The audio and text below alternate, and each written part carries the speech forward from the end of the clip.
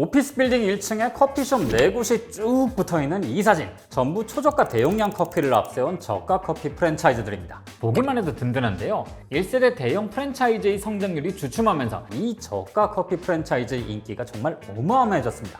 사실 요즘 같은 때 프랜차이즈의 인기가 이렇게 꾸준히 유지되기도 쉽지 않거든요. 이 인기의 핵심은 단연 가성비죠. 특히 아이스 아메리카노를 좋아하신다면 이만한 곳이 없을 겁니다. 한국인들 아이스 아메리카노 정말 좋아하죠. 외국에 나가서도 아아를 찾다 보니까 이 정도면 코리아노라고 불러야 하는 게 아니냐 이런 우스갯소리가 들릴 정도니까요. 저렴한 커피는 맛이 없다는 인식도 이젠 옛날 얘기가 됐습니다. 이제는 꽤 맛있는 커피를 가성비 있게 마실 수 있게 되거든요. 공정위가 최근 4월에 발표한 자료에 따르면 2022년 신규 개점 점포수가 가장 많은 커피 브랜드는 컴포즈 커피였다고 합니다. 같은 해의 폐점률은 0.5%였고요. 그래서 작년 매출을 좀 보니까 889억 원, 전년 대비 매출은 20.5%가 뛰었고 영업이익은 47%가 증가했더라고요. 올해로 벌써 10년째인 컴포즈는 부산에서 태어난 브랜드인데요. 부산이 수산시장이나 관광으로 유명하지만 사실 커피 도시로도 유명합니다. 실제로 네로라는 세계 바리스타 챔피언도 배출했고 2017년 뉴욕타임스는 꼭 가봐야 할 세계 명소 중 하나로 점포 카페 거리를 선정한 적도 있죠. 서울이야 엄청난 수요층을 기반에 두고 있기 때문에 커피나 카페 문화가 빛의 속도로 잘 발달할 수 있었는데요. 부산이 커피의 도시가 된 것에는 조금 다른 이유가 있습니다. 그리고 이 컴포즈는 부산에서 태어났기 때문에 가성비 브랜드로 자리를 잘 잡을 수 있었죠. 이건 무슨 말일까요?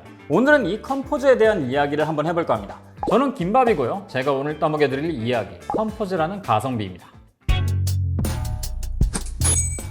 얼마 전 컴포즈 커피 매각건이 꽤 이슈가 됐었죠. 컴포즈 커피를 4천억 원이 넘는 금액에 인수한 기업은 글로벌 대형 식품업체인 졸리비 푸드입니다. 졸리비 푸드는 2024년 기준 시가총액 6조 5천억 원을 기록하고 있는데요. 이 기업, 패스트푸드 프랜차이즈인 졸리비를 포함해서 다양한 식품 브랜드를 가지고 있습니다. 필리핀의 버거킹 운영을 맡고 있기도 하고요. 2019년엔 커피빈의 지분 80%를 인수하게 됐죠. 졸리비가 컴포즈 커피를 인수한 건요. 아직 저가 커피 시장이 발달하지 않은 다양한 국가를 상대로 컴포즈를 글로벌화하기 위한 것으로 보입니다. 그럼 컴포즈는 어떻게 저가 커피로 포지셔닝 할 수 있었을까요? 이야기를 해드릴게요. 부산은 세계적인 항구가 자리 잡고 있습니다. 저는 이 부산항이 부산의 커피 문화를 만드는데 크게 일조했다고 보는데요. 왜냐하면 예나 지금이나 부산은 국내 커피 유통의 관문이었거든요. 전 세계 커피 원두들은 대부분 컨테이너에 실려서 부산항을 통해서 국내로 들어옵니다. 또 커피 관련 장비나 설비들도 대부분 부산항을 통해서 들어오죠. 이런 점 때문에 서울을 제외한 다른 도시들에 비해서 카페가 많은 게 아닌가라고 생각을 해봤는데요. 컴포즈 커피도 이런 환경에서 태어난 브랜드입니다.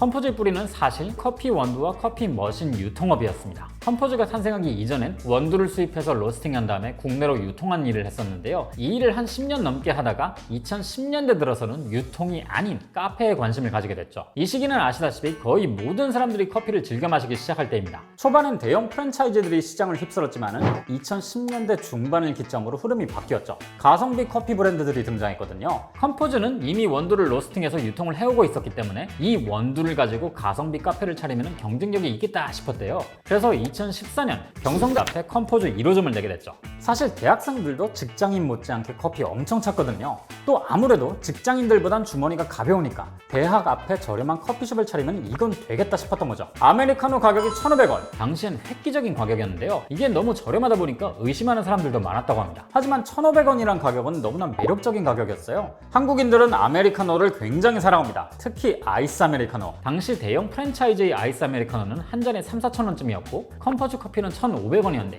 이걸 어떻게 외면하겠어요? 그야말로 대박이 날 수밖에 없었죠. 컴포즈는 2015년 서울에 첫 매장을 내고 부산 밖으로 조금씩 영역을 확장해 나갑니다. 설립 4년 만인 2018년엔 200호점을 돌파하죠. 이때부터는 정말 빠르게 성장했어요. 2019년엔 400호점, 20년엔 800호점, 22년엔 2000호점, 그리고 올해는 2600호점을 돌파했죠. 아시는 것처럼 컴포즈는 매장을 크고 화려하게 짓지 않습니다. 때문에 창업 비용도 크게 들지 않죠. 카페 창업에 많은 비용이 든다는 편견을 깨면서 이 부분이 예비 창업자 입장에선 매력적으로 느껴졌어요. 매장이 작기 때문에 주로 테이크아웃으로 팔렸는데요. 이게 오히려 컴포즈에게 이점으로 작용했죠. 카페는 커피뿐만 아니라 카페라는 공간을 향유하는 곳입니다. 오죽하면 커피값은 자릿세라고 하잖아요. 그런데 직장인이나 대학생들 입장에서는 한 잔에 4~5천원씩 주고 커피를 사서 사무실이나 강의실로 올라가서 마시면 좀 억울한 기분이 들죠. 때문에 이런 저가 커피숍들이 더 매력적으로 보일 수 있었던 거고요. 그리고 이런 컴포즈의 성장에 날개를 달아줬던 것은 팬데믹입니다. 기억하시겠지만은 2020년에는 고강도의 거리두기가 시행될 때였습니다. 시절이었습니다. 카페 안에서 음료를 마시는 것까지 막았던 때가 있었죠. 어느 카페를 가든 커피는 예외 없이 테이크아웃으로만 소비했어야 했습니다. 그래서 어차피 들고 나갈 거 저렴한 커피숍을 찾았던 것도 있었죠. 컴포즈는 테이크아웃에 특화된 브랜드이고 이 기업의 아이덴티티이기도 하거든요.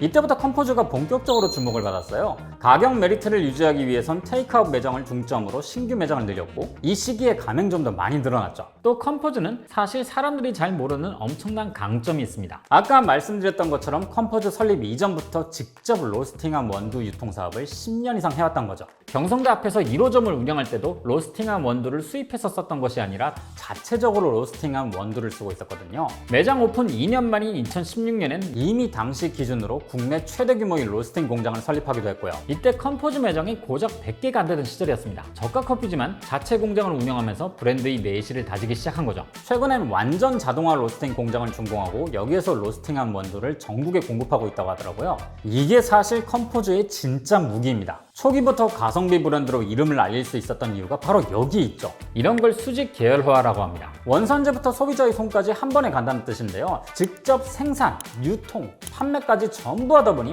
품질 관리와 생산 효율을 높일 수가 있거든요. 프랜차이즈 운영에서 가장 중요한 게 바로 이런 겁니다. 효율성과 일관된 품질 관리. 이걸 생각하면 컴포즈가 얼마나 큰 무기를 가지고 있었는지 짐작이 가실 겁니다. 남들은 이제 막 사업을 확장하고 매뉴얼을 만드는데 컴포즈는 이미 시스템을 구축한 상태로 매장을 늘린 거죠. 컴포즈에서 쓰는 기본 원두는 비터올릭이라는 원두입니다. 브라질 지역의 스페셜티 원두를 베이스로 콜롬비아와 에티오피아 원두를 블렌딩해서 향과 맛을 냈죠. 원하는 향과 맛으로 커피를 직접 구현해냈으니까 가격은 저렴해도 대중적으로 마시기에 괜찮은 퀄리티의 커피가 나올 수 있었고요. 컴포즈가 커피를 잘하는 카페라는 키워드를 내세울 수 있었던 것도 이 공장에서 오는 자신감이 아닐까 합니다. 컴포즈는 이렇게 테이크아웃과 가성비를 앞세워서 팬데믹 속에서 엄청난 성장률을 보여줍니다. 사실 이땐 컴포즈뿐만 아니라 저가 커피 브랜드 매장 수가 1,000개를 돌파하던 시점이었죠. 하지만 매출이 하루하루 늘어나는 순간에도 이런 걱정은 들었을 겁니다. 팬데믹이 끝나면 다시 옛날로 돌아가겠지? 사람들이 하나둘씩 거리로 나오고 카페에서 약속을 잡기 시작한다면 가성비 커피의 붐은 가라앉을 수도 있겠다. 뭐 그렇게 생각했던 거죠. 그런데 팬데믹이 끝난 후 상황은 예상치 못하게 흘러갔습니다. 저가 커피 매장 수요가 오히려 더 증가했거든요. 인플레이션과 불경기가 덮치면서 더 많은 사람들이 가성비 커피를 찾기 시작했죠. 뭐 하나 오르지 않는 게 없었기 때문에 저가 커피는 정말 보기만 해도 든든한 존재였습니다. 팬데믹과 인플레이션을 거친 저가 커피 시장의 존재감은 여러분이 보시는 대로입니다. 골목 곳곳 없는 곳이 없고 예전이었다면 상상도 하기 힘들었을 그야말로 우주 대스타들을 기용하기 시작했죠. 당분간 성장이 뒷받침될 거라는 자신감도 있었을 겁니다. 때문에 이 정도는 투자할 만하다고 생각한 거죠. 올해 컴포즈가 벌써 10주년이 되는데요. 보통 기업들이 10주년, 50주년 뭐 이렇게 해서 다양한 시도들을 하잖아요. 기업에게 10년이란 시간은 굉장히 긴 시간입니다. 지금처럼 트렌드가 빠르게 바뀌는 시대에선 더 그렇죠. 당장 10년 전 카페 시장 트렌드와 지금을 비교해보면 아예 다른 세상이잖아요. 고로 기업이 10주년 정도 맞으면 슬슬 트렌드에 맞게 리브랜딩이 필요한 때라는 거죠. 컴포즈가 이 시기를 맞아서 접근했던 게 바로 BTS의 뷔입니다. 진짜 너무 멋있긴 멋있죠. 사실 F&B 시장뿐만 아니라 다른 시장을 봐도 이런 스타 마케팅 효과가 예전만 하진 않습니다. 지금은 AI로 만든 가상 모델이 등장하는 시대거든요. 하지만 컴포즈가 뷔를 광고 모델로 앉힌 이후의 반응을 보니까 여전히 광고에서 모델이 차지하는 역할이 크긴 하더라고요. 광고는 브랜드가 전달하고자 하는 이미지를 표현합니다. 컴포즈는 가성비 브랜드이긴 하지만요, 절대로 가벼워 보여서는 안 되겠죠. 대중적으로 친근하면서도 특별한 이미지가 필요했을 거예요. 이건 컴포즈의 슬로건에서도 볼 수 있고요. 아무튼 그런 의미에서 한 분야에서 매진의 최고의 위치에 오른 이 어마어마한 스타를 모델로 선정하면서 우리 기업도 그런 회사가 되겠다, 이런 메시지를 담았던 거죠. 사실은 뭐 이런 의미와 설명이 따로 필요 없긴 합니다. BTS잖아요. 이게 완전 제대로 먹혀들었어요. 뷔의 광고 영상이 유튜브에 올라왔던 게 올해 1월 달이었는데요. 하루 만에 조회수 100만을 넘기고 오늘 촬영일 기준으로 4,320만을 넘겼더라고요. 유튜브 조회수만 반응하는 건 아닙니다. 국내 팬, 외국 팬 할 것 없이 컴포즈로 몰려갔고 배달앱에서도 컴포즈 주문량이 폭증했거든요. 요즘 같은 시대에도 빅 모델을 제대로 활용하면 파급 효과가 얼마나 큰지를 잘 보여주는 사례죠. 단순히 광고 모델만 바꾼 건 아닙니다. 컴포즈 매장에 가면 온통 노란색이었잖아요. 그런데 진한 회색 비중을 늘리면서 매장 분위기가 좀 바뀌었더라고요. 노란색을 확 줄여버린 거죠. 개인적으로 이거야말로 다시 한번 달려보겠다는 포부같이 읽히긴 합니다. 다른 프리미엄 커피 브랜드와 비교해도 밀리지 않게 노력 중이라고 하니 한번 기대해봐도 좋을 것 같네요.